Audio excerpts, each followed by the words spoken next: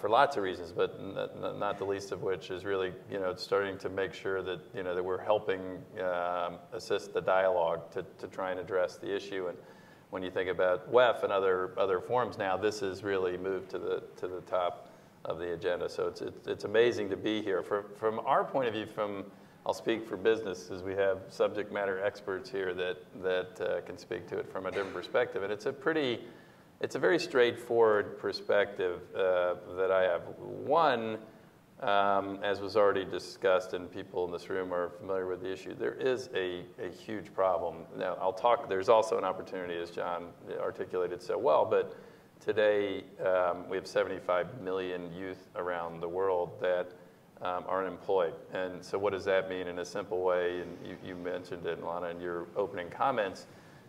You have youth that don't have a line of sight to something better, right? And I see it all the time. I see it as I travel the world for a living. We're in 100 countries around the world.